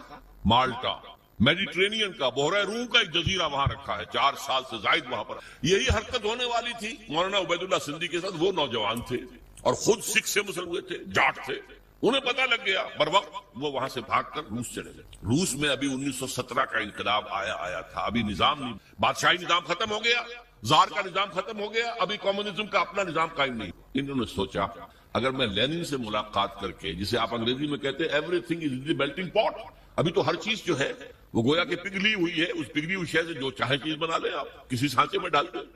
تو اگر ان کو بتا دیا جائے اسلام کا نظام تمہارے نظام سے بہتر ہے تو اس کو اختیار کر لیں. لینن سے ریکویسٹ کی, انٹرویو کی, اس نے معذرت کر لی, وہ بیمار تھا, بستر مرگ پر تھا. اس نے کہا ٹروٹسکی سے بات کیجیے. یہ بہت سے لوگوں کو معلوم ہوگا کہ لینن کا اصل جانشین ٹروٹسکی ہونا, یہ تو اسٹالن نے عین وقت پر سازش کی اور قبضہ کر لیا. ٹروٹسکی سے بڑی مفصل گفتگو ہوئی مولانا سندھی کی, اور وہ سنتا رہا. آخر میں اس نے ایک بات, مولانا یہ نظام جو ہے جو آپ پیش کر رہے ہیں بہت عمدہ ہے, کوئی شک نہیں, بہت اعلیٰ ہے, سب سے عمدہ ہے, لیکن آپ نے کہیں اسے قائم کیا ہے؟ مولانا سندھی کہتے ہیں اس کے بعد جو میری نگاہیں زمین میں گڑ گئی, میں اس سے دوبارہ آنکھیں چار نہیں کر سکتا. ارے اتنی اچھی بات تمہارے پاس ہے اور تم اسے خود اپنے گھر میں نافذ نہیں کرتے. ریوڑیاں آ کر یہاں تقسیم کرنا چاہتے ہو, اپنے بچوں کو ریوڑیاں نہیں دیتے. کرو نا, قائم کرو نا, اسے دکھاؤ اس کا نمونہ. یہ ہے وہ دلیل جو آج پوری دنیا کہاں ہے اسلام تمہارا. مسلمانی در کتاب اور مسلمانہ در گور, مسلمانی کتاب میں لکھی ہوئی ہے, یہ پڑھ لیجیے, قرآن میں ہے, حدیث میں ہے, فلاں میں ہے, سیرت میں ہے, خلافت راشدہ میں ہے. بھائی ٹھیک ہے, 1400 برس پرانی بات ہوئی. آج یہ بات اب سمجھیے آپ نے, لا الہ الا اللہ کا تقاضا, اللہ کی بندگی ہمہ تن ہمہ وجوہ ہمہ وقت ہمہ جہت, اطاعت اللہ اطاعت رسول. اور یہ کب پورا ہوگا؟ جب پورا نظام بھی اللہ کے دین کے اوپر قائم ہو جائے, تب آپ کی بندگی ہوگی پوری. ورنہ تو جزوی ہے, نمازیں ہم پڑھ رہے ہیں, روزے رکھ رہے ہیں, حج کر رہے ہیں, لیکن بھائی تم حاجی آئے ہو پاکستان سے, اتنی بڑی تعداد میں 1 لاکھ آ گئے ہو, تم نے اپنے ملک میں اسلام قائم کیا. قرآن مجید میں کہلوایا گیا ہے حضور سے, اہل کتاب سے آپ کہہ دیجئے, نبی قل یا اہل الکتاب لستم علی شیء حتی تقیموا التوراۃ والانجیل وما انزل الیکم من ربکم. اے اہل کتاب, اے یہودیوں, اے نصرانیوں, تمہاری کوئی حیثیت اللہ کی نگاہ میں نہیں ہے جب تک کہ تورات اور انجیل کو قائم نہیں. You have no face to pray to us. ہم سے دعا کرتے ہیں, کس بات کی دعا کرتے ہیں؟ ہمارا دین, ہماری شریعت قائم کی ہے, یہی بات ہم سے ہے. یا اہل القرآن لستم علی شیء حتی تقیموا القرآن وما انزل الیکم من ربکم. اے قرآن والو, قرآن پہ ایمان رکھنے کے دعوے داروں, تمہاری کوئی حیثیت نہیں ہم سے بات کرنے جب تک کہ قرآن کو, اس کے نظام کو, اس کے قوانین کو, اور قرآن کے ساتھ اور جو نازل کیا گیا وہی یہ خفی ہے, جو حدیث نبوی ہے وہ وہی خفی ہے, اس کو جب تک قائم نہیں تو تمہاری کوئی نہیں. پہلی بات یہ عبادت مکمل کب ہوگی؟ جب پورا نظام اللہ کے قانون. محمد الرسول اللہ کا تقاضا کیا ہے؟ دین کی دعوت, دین کی تبلیغ, قول سے, عمل سے, انفرادی سطح پر, اجتماعی سطح پر. یہ اسی وقت حق ادا ہوگا جب آپ اسلام کا نظام قائم کر کے دنیا کو دکھا دیں اور آپ کہہ سکیں come and see with your own eyes, آؤ مشرق کے لوگوں آؤ, مغرب کے لوگوں آؤ, اے جاپانیوں آؤ, اے امریکیوں آؤ, دیکھو یہ نظام ہے محمد کا لایا ہوا صلی اللہ علیہ وسلم. See it with your own eyes. اس سے بہتر نظام کوئی ہو سکتا ہے؟ بتاؤ. یہاں کوئی ریپریشن ہے, کوئی جبر ہے, یہاں کوئی ایکسپلائٹیشن ہے, یہاں کوئی امیر غریب کا خون چوس رہا ہے, یہاں کوئی بھوک کے مارے خودکشی کر رہا ہے؟ آؤ دیکھو نا, ایک ایک شہری کی بنیادی ضروریات کی کفالت ہم کر رہے ہیں, ایک ایک کی. یہ نظام خلافت ہے, قائم کر کے دکھاؤ نا. پھر دنیا نہ مانے تو وہ مجرم, اور تم قائم کر کے نہیں دکھا سکتے تو پھر تم مجرم ہو, دنیا کیا مانے گی؟ یہ جو 5 ریاستیں ابھی آزاد ہو گئی, مسلمان ریاستیں سینٹرل ایشیا کی, میں نے آج جمعے کے خطبے میں بھی ذکر کیا تھا کہ علامہ سید جمال الدین افغانی نے یہ کہا تھا کہ اس پاکستان کا یہ حصہ جو پاکستان نے ہندوستان سے کاٹ کر اور افغانستان شامل کر کے, اور یہ روسی ترکستان کی مسلمان جو ریاست, اس وقت تک ابھی کمیونسٹ ریولوشن نہیں آیا تھا. 1897 میں تو ان کا انتقال ہو گیا. کمیونسٹ ریولوشن 1917 میں آ رہا ہے, 20 برس کے بعد. اس وقت تک وہ اسلامی ریاست تھی, مسلمان ریاست تھی, ان کو ملا کر ایک بلاک بنا دی, اور اس بلاک کے اندر پھر اسلام کی ایک جھلک دکھائی. یہی تھی جس کے لیے پاکستان کی تحریک تھی. پاکستان کا مطلب کیا؟ لا الہ الا اللہ. قائد اعظم نے کہا تھا, آج جمعے کے اندر میں نے اس کا کیسٹ بھی ہوں گے, میں نے ان کا اقتباس بھی پڑھ کر سنایا ہے جمعے کے. اور علامہ اقبال نے جو کہا تھا کہ یہ یقینی ہے, شدنی امر ہے کہ ہندوستان کے شمال مغرب میں ایک آزاد مسلمان ریاست قائم ہوگی, اور اگر ایسا ہو گیا تو ہمیں موقع مل جائے گا کہ دور ملوکیت, دور بنو امیہ, دور بنو عباس, سلاطین عثمانی, ان کے دور میں اسلام کے چہرے پر جو بدنما داغ اور دھبے آ گئے تھے انہیں ہٹا کر صحیح اسلام کا اس کام کے لیے پاکستان بنا. And we have failed utterly, بالکل ناکام ہوا. اسی لیے آج کی نوجوان نسل پوچھتے کیوں بنایا تھا اسلام؟ وہی تہذیب جو وہاں ہے وہی یہاں, وہی بینکنگ کا سسٹم جو وہاں ہے وہ یہاں ہے. وہ بلکہ ایک معاملے میں بہتر رہے, انہوں نے جاگیرداری تو فوراً ختم کر دی تھی. ہمارے تو سروں پر جاگیردار وڈیرا بیٹھا ہوا ہے, وہ بہتر ہے. اس لیے وہاں عوامی سیاست ہے. یہاں عوامی سیاست کیا آئے گی؟ عوامی سیاست شہروں میں آ سکتی, کراچی میں, لاہور میں, بڑے شہروں میں. باقی جو 70-80% لوگ ہیں وہ تو وڈیروں کے انگوٹھے تلے, جاگیردار وڈیرے, بڑے زمیندار, اور بلوچستان کے سردار اور سرحد کے قوانین, یہ وہی تو ہے نا. بہرحال ایک تقاضا لا الہ الا اللہ کا وہ بھی مکمل ہوتا ہے اگر پورا دین جو ہے قائم ہو اور آپ کی بندگی خالص. ایک تقاضا محمد رسول اللہ کے امتی ہونے کا صلی اللہ علیہ وسلم کہ دین کی دعوت اور تبلیغ اور اس کی شہادت کا حق ادا. اور یہ حق بھی بتمام و کمال کب پورا ہوگا؟ جب پورا اسلام کا نظام قائم کر کے دنیا کو دکھاؤ اور بلاؤ انہیں، آؤ دیکھ لو اس کی برکتیں دیکھ لو. یہاں کوئی ایکسپلائٹیشن، یہاں کوئی ڈسکریمنیشن نہیں ہے، یہاں کوئی ریپریشن نہیں، کوئی ظلم نہیں ہے. آؤ دیکھو، امن ہے، کوئی چوری نہیں ہے، کوئی ڈکیتی نہیں. جب تک ہم یہ نہیں کرتے ہم رسول کے امتی ہونے کا حق ادا نہیں. یہ جو میں نے دو چیزیں بتائی آپ کو، لا الہ الا اللہ عبادت، اور اس کی بھی چوٹی کیا ہے؟ دین کو قائم کر. محمد رسول اللہ شہادت علی الناس، اس کی تکمیل بھی کب ہوگی؟ جب پورے دین کا ایک نقشہ دنیا آپ نے عمل پہ. یہ دونوں جڑ گئے نا. اب ایک مثلث ہے، مثلث تین اس کے ہوتے ہیں نا سائڈس. بیس ہے، بیس کے کونوں کے اوپر دونوں اینگلز کیا ہیں؟ لا الہ الا اللہ محمد. لا الہ الا اللہ کا تقاضا عبادت، عبادت رب، ہما تن، ہما وقت، ہما وجود، ہما جہد. اور اس کی تکمیل بھی ہوتی ہے اقامت دین پر، دین کو قائم کرو. اور محمد رسول اللہ کا تقاضا شہادت علی الناس، اس کی تکمیل بھی ہوتی ہے اقامت دین پر.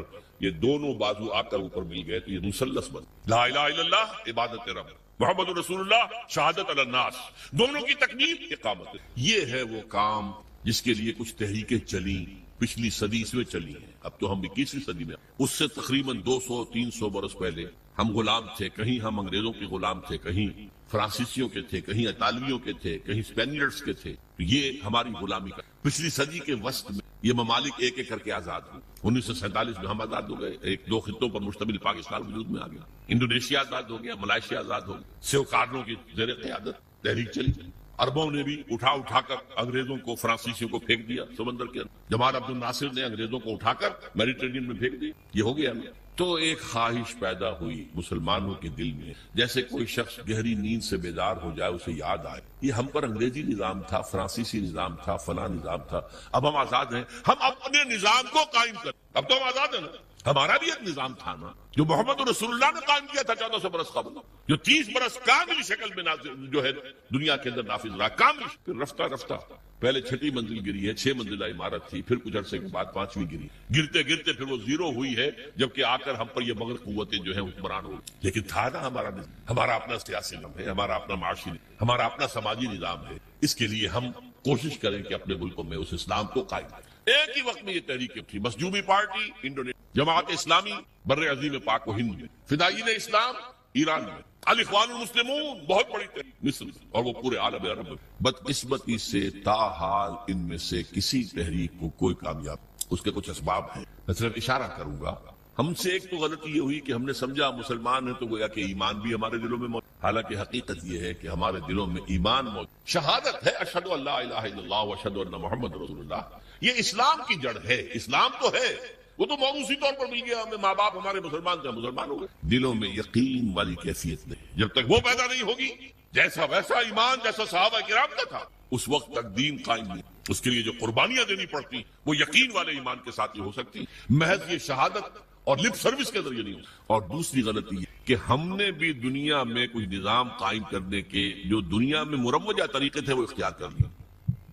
حالانکہ یہ کام تاریخ میں صرف ایک مرتبہ ہوا تھا، صرف ایک رسول کے ذریعے. حضرت ابراہیم کے ذریعے سے کوئی نظام قائم نہیں ہوا، نہ حضرت موسیٰ کے ذریعے ہوا، نہ حضرت عیسیٰ کے ذریعے. یہ صرف محمد رسول. اب ہونا ہے دوبارہ، ہوگا انہی کی سیرت پر عمل کر. لا يصلح آخر هذه الامه الا بما صلح به اولها. طریقہ کار وہاں ہم نے طریقہ کار الیکشن پہ حصہ لے لو جی، اگر قوم ہمیں ووٹ دے دے گی ہم اسلام نافذ کر دیں گے. کیا انتخابات کے ذریعے سے حکومت میں کی ریاست جو مدینہ کی قائم ہو؟ لیکن قریب کی بات سوچ لیجیے، کیا آیت اللہ خمینی ایران کے اندر برسر اقتدار آ سکتے تھے الیکشن کے ذریعے؟ ناممکن. یہ دو غلطیاں ہوئی ہیں جن کی وجہ سے یہ تحریکیں ناکام ہوئی. بعض تحریکوں کا تو وجود ہی نہیں ہے. مظلومی پارٹی کا وجود ہی نہیں، فدائین اسلام کا وجود ہی نہیں. جماعت اسلامی ہے، لیکن جیسا کہ میرے عزیز آپ کو بتا رہے تھے وہ انقلابی رنگ چھوڑ کر انتخابی سیاست کے دلدل میں پھنس ہے موجود. الاخوان بھی اسی طریقے سے وہ انقلابی راستے کو چھوڑ کر جو حسن البنا نے بتایا تھا وہ بھی الیکشن میں اور کچھ جو ہے ویلفیئر وغیرہ لوگوں کی بہبود کے کام کرنے میں. بہرحال یہ جد و جہد کرنا پہلے تو یہ سمجھیے میرا اور آپ کا فرض عین. اس کے بغیر ہم بھی طاغوت کے ایجنٹ قرار پائیں گے. اگر ہم یہ جد و جہد نہیں کر رہے تو گویا کہ ہم بھی کافرانہ نظام کے وفادار ہیں، ایبیٹرز ہیں، اسے سپورٹ کر رہے ہیں، اس کے تحت پھلنے پھولنے کی کوشش کر رہے ہیں، جائیدادیں بڑھا لیں، کاروبار بڑھا لیں. ایک مل کے دو بنا لیں، دو کے تین بنا لیں. یہ سب کس نظام کے تحت ہو رہا ہے؟ باطل نظام، طاغوت. جب تک یہ جد و جہد نہیں، آپ مسلمان تو ہیں، مومن نہیں ہے، نہیں ہے، نہیں. ڈنکے کی چوٹ. اور یہ جد و جہد ہے بغیر کسی جماعت کے نہیں ہو. جیسے نماز بغیر وضو کے نہیں ہو سکتی، وضو کرنا پڑے گا. مقصود وضو نہیں ہے، مقصود نماز پڑھنا ہے، لیکن نماز کے لیے شرط ہے وضو کرنا پڑے گا، وہ بھی فرض ہوگا. یہ کام بغیر جماعت کے ممکن ہی نہیں. اگر اکیلا آدمی یہ کر سکتا، ہر نبی دنیا میں نظام قائم کر کے جاتا. نبی میں کوئی کمی ہوتی ہے؟ معمور من اللہ، معصوم، ہر وقت ہدایت آ رہی. جب تک جماعت نہیں ہوگی سرفروشوں کی، فدائیوں کی، اس وقت تک یہ کام نہیں. بدقسمتی سے جیسا کہ مجھ سے پہلے میں سن رہا تھا، عزیز نوید احمد کہہ رہے تھے جماعت سازی، ہم نے طریقے جو ہے انقلاب کا وہ بھی لوگوں سے مان تان کر لے لیا، اور جماعت سازی بھی. یہ صدر ہوتے ہیں، یہ صدر جو ہے 2 سال کے بعد اور انتخاب ہوگا، اور یہ جو ہے ہم نے ایک شورا بنائی ہے، شورا کو اختیار حاصل ہوگا صدر کی بات کو رد کر دینے کا، یا صدر کو اختیار حاصل ہوگا شورا کی بات کو رد کر دینے کا. یہ کانسٹیٹیوشن بنایا، اس کانسٹیٹیوشن پہ آپ ممبر بن گئے. یہ نظام جو ہے یہ بھی انگریز کا لایا ہوا نظام تھا. ہمارا نظام بیعت کا نظام، حضور نے بیعت لی ہے. بایعنا رسول اللہ صلی اللہ علیہ وسلم علی السمع والطاعۃ فی العسر والیسر والمنشط والمکرہ وعلی اثرۃ علینا وعلی لا ننازع الامر اہلہ وعلی ان نقول بالحق اینما کنا لا نخاف فی اللہ لومۃ لائم. یہ متفق علیہ حدیث ہے، بخاری اور مسلم دونوں کی. اور جس حدیث کی صحت پر یہ دونوں بزرگ امام بخاری امام مسلم متفق ہو جائیں، جسے ہم متفق علیہ کہتے ہیں، وہ روایت کے اعتبار سے قرآن کے درجے کو پڑھا. ہم نے بیعت کی تھی. حضرت عبادہ بن ثابت فرماتے ہیں اللہ کے رسول آپ کا ہر حکم سنیں گے اور اطاعت کریں، خواہ مشکل ہو خواہ آسان ہو، خواہ ہماری طبیعتیں آمادہ ہوں خواہ ہم اپنی طبیعتوں پر جبر کرنے پر، خواہ آپ دوسروں کو ہم پر ترجیح دے دیں. ہم یہ نہیں کہیں گے کہ ہم آپ کے پرانے خادم تھے، ہمیں چھوڑ کر آپ نے ایک نیو کمر کو ہمارے اوپر امیر کیسے بنا دیا. نہیں، یہ آپ کا پریروگیٹو ہوگا، یہ آپ کا اختیار ہوگا. جسے چاہیں امیر، جسے امیر بنائیں گے ان سے بھی جھگڑیں گے نہیں، ان کی بھی اطاعت کریں. البتہ جہاں بھی ہوں گے جو ہماری رائے ہوگی وہ ضرور پیش کریں. یہ بیعت تھی جو محمد رسول اللہ نے صلی اللہ علیہ وسلم سے، اس کی بنیاد پر وہ جماعت بنی، سب اطاعت والی جماعت. سنو اور اطاعت کرو. اور اس کے بعد طریقہ کیا؟ جو لوگ جن کے اندر ایمان حقیقتاً پیدا ہو جائے، اس کا ثبوت کیا ہوگا؟ کم سے کم اس شریعت پر تو عمل کریں جس پر عمل کیا جا سکتا ہے. آپ چور کا ہاتھ نہیں کاٹ سکتے جب تک کہ نظام نہ بدلے، قانون نہ بنے. نہیں کاٹ سکتے. زانی کو رجم نہیں کر سکتے جب تک کہ یہ قانون نہ بنے. لیکن آپ اچھا سود سے بالکل نہیں بچ سکتے، وہ آپ کے اندر جائے ہی جائے، لیکن براہ راست تو سود سے بچ سکتے ہیں. سودی قرضہ مت لو، سود بینک کے پیسے رکھوا کر سود کھاؤ، یہ تو کر سکتے ہو. گھروں میں پردہ تو نافذ کر سکتے. ابھی تو کوئی، جیسا کہ میں نے کہا تھا، کوئی مصطفیٰ کمال پاشا اس ملک میں ابھی تک پیدا نہیں ہوا، اور کوئی رضا شاہ پہلوی نہیں آیا یہاں پر کہ جو لوگوں کے برقعے زبردستی اتروا دے. پاکستان میں تو ابھی تک یہ مرحلہ نہیں آیا، شاید آ جائے خدا نہ خواستہ ہماری شامت اعمال سے. اگر اس شخص کو زیادہ وقت مل گیا تو وہ وقت میرے نزدیک دور نہیں ہے. ابھی زبانی کلامی وہ ریڈیکیول کر رہے ہیں. جو عورتوں کی رنگی رانے نہیں دیکھ سکتے وہ اپنی آنکھیں بند کر لیں. انا للہ. ہماری لڑکیاں، جوان لڑکیاں تو کھیلیں گی، ہاکی کھیلیں گی، کرکٹ کھیلیں گی نکرے پہن کر. جو نہیں دیکھ سکتے اپنی آنکھیں بند کر لیں. یہ باتیں تو شروع ہو گئی ہیں، اور یہ انتہا پسند اسلام کے دن پر عمل کرنا انتہا پسند. بہرحال جب تک ہمارے پاس اتنی طاقت نہیں ہو جاتی کہ ہم حکومت سے ٹکر بول، لیکن وہ ٹکر اسلام کی بنیاد پر، اسلام کی بنیاد. ہمارے ہاں ٹکریں لی گئی ہے جمہوریت کے نام پر. ایوب خان سے ٹکر لی گئی جمہوریت کی بنیاد، اس کے وطن سے برآمد ہو گئے ذوالفقار علی بھٹو صاحب. ان سے ٹکر لی گئی پی این اے کی بنیاد پر، وہ بھی الیکشن کا تھا، الیکشن میں ریگنگ ہوئی ہے، اس پر اسلام کی بات نہیں تھی. پی این اے پاکستان نیشنل الائنس تھا، اس میں اسلام کا نام ہی نہیں تھا. اور اسے بعد میں نظام مصطفیٰ تحریک کیا گیا تاکہ مسلمان قربانیاں دے گا تو وہ محمد کے نام پر دے گا صلی اللہ علیہ وسلم. اسی طرح آپ کو معلوم ہے کہ اب جو چل رہا ہے کاروان جمہوریت چل رہا ہے. خدا کے بندوں کاروان اسلام چلاؤ. جمہوریت تو اپنی اصل کے اعتبار سے کفر ہے. جمہوریت کا اصول کیا ہے؟ Popular sovereignty. عوام کے ہاتھ میں حاکمیت ہے، وہ جو چاہے قانون بنائے، ان کے نمائندے جو ہیں وہ جو چاہیں گے قانون بنائے. یہ تو کفر ہے، شرک ہے. اللہ اور اس کے رسول کے قوانین کے اندر جمہوری ہو سکتی. Absolute democracy based on the principle of popular sovereignty is کفر، از شرک. بہرحال اسلام کے نام پر پھر تحریک چلے گی. یہ چیز حرام ہے، بند کرو. یہ بینک بند کرو، نہیں تو ہمارے ہم گھیراؤ کریں گے، نہیں چلنے دیں گے. مارو ہمیں، ہمارے سینوں کے اوپر گولیاں چلاؤ. شہادت ہے مطلوب مقصود مومن نہ مال غنیمت نہیں. اگر ہمارے پاس اتنی طاقت ہو، اگر 2-4 لاکھ افراد ایسے ہوں جو نمبر 1 اپنے وجود پر اور اپنے گھر میں اسلام لا، اپنی معاشرت اور اپنی معیشت اس میں کوئی حرام شے باقی نہ. نمبر 2 کسی ایک شخص سے بیعت کرے اور اس کے ساتھی وی آر ود یو. آپ جو حکم دیں گے بشرطے کہ شریعت کے دائرے سے خلاف نہ ہو، مانے مشورہ ضرور دیں گے، جہاں بھی ہوں گے مشورہ دیں گے، اپنی رائے ظاہر کر دیں گے. لیکن یہ اس جمہوریت کے طریقے سے نہیں ہوتا جو اس پر اقبال نے پھپتی چنی تھی، جست کی تھی کہ جمہوریت ایک طرز حکومت ہے کہ جس میں بندوں کو گنا کرتے تولا نہیں کرتے. گنتی ہو گئی 10 ادھر ہے 11 ادھر ہے 11 کی بات صحیح 10 کی بات غلط کیا پتا ان 10 کے اندر بڑے بڑے علماء بڑے فضلاء موجود بڑے جینیس لوگ موجود ہوں اور وہ ہوں 11 گوار یہ 11 ہے فیصلہ ہوگا کاؤنٹنگ آف ووٹ اس کاؤنٹنگ آف ووٹ سے نہیں جماعت بنے گی لیکن اس پر اللہ اس کے رسول کے احکام جماعتی سطح پر بھی اور ریاست بنے گی تو اللہ اور اس کے رسول کے احکام اس کے اوپر حاوی ہوں اس جد و جہد کے لیے اب تنظیم اسلامی اس کے لیے ہم نے ہدف کیا بنایا ہے یہاں کہیں آپ لکھا دیکھ تنظیم اسلامی کا پیغام نظام خلافت کا قیام وہ خلافت علی منہاج النبوہ جو حضور صلی اللہ علیہ وسلم کے بعد 30 برس تک کامل شکل اور حضور کی پیشن گوئیاں موجود ہیں کہ دوبارہ دنیا میں آئے گی وہ خلافت دوبارہ آئے گی اور اب جب آئے گی گلوبل ہوگی بڑا مقابلہ زبردست پیش آنے والا ہے دنیا کو ہے پھر مار کے روح و بدن پیش تہذیب نے پھر اپنے درندوں کو ابھارا اللہ کو پامردی مومن پہ بھروسہ ابلیس کو یورپ کی مشینوں کا سہارا پابندی مومن یقین والے مومن وہ جب جد و جہد کریں گے تو نہ بش کچھ کر سکے گا نہ شیرون کچھ کر سکے گا نہ ای یو کچھ کر سکے گا اللہ کی مدد ہمارے شامل حال ہو ان ینصرکم اللہ فلا غالب لکم اگر اللہ تمہاری مدد کرے گا کوئی تم پر غالب نہیں آ سکتا وَإِن يَخْذُلْكُمْ اگر اللہ تمہارے ساتھ چھوڑ دے فَمَنْ ذَا الَّذِي يَنصُرُكُم مِّن بَعْدِهِ پھر کون مدد کر سکتا ہے تمہیں لیکن اللہ کی مدد آئے گی تو اس طریقے سے اقامت دین کی جد و جہد کے ذریعے سے آئے گی ورنہ نہیں لَسْتُ بَلَا شَيْءٍ حَتَّىٰ تُقِيمُوا الْقُرْآنَ وَمَا أُنزِلَ إِلَيْكُم مِّن رَّبِّكُم تمہاری کوئی حیثیت ہی نہیں دعائیں مانگتے ہو سقوط ڈھاکہ کے وقت قنوت نازلہ کتنے دن تک مانگی گئی فجر کے بعد ہاتھ اٹھا کر بعض لوگ رو کر اللہ نے نہیں سنی شکست عظیم شکست کا کلنک کا ٹیکا ہمارے ماتھے پر لگا آج تک دھلا نہیں ہے بلکہ بات تو آگے بڑھتی نظر آ رہی ہے میرا موضوع نہیں ہے اس وقت پاکستان کے وجود کو لاحق خطرات و خدشات میرا کتابچہ ہے میں نے تقریر کی تھی یہ تو معلوم ہوتا ہے کہ جیسے یہ ریورسل شروع ہو چکا یہ جو کچھ بلوچستان میں ہو رہا ہے یہ کوئی انڈیجنس فینومینا نہیں ہے یہ مقامی نہیں ہے اس کی تاریں کہیں سے ہلائی جا رہی ہیں حکومت نے بھی کہہ دیا یہ راک ہے اور یہ ہندوستان کے جو ہیں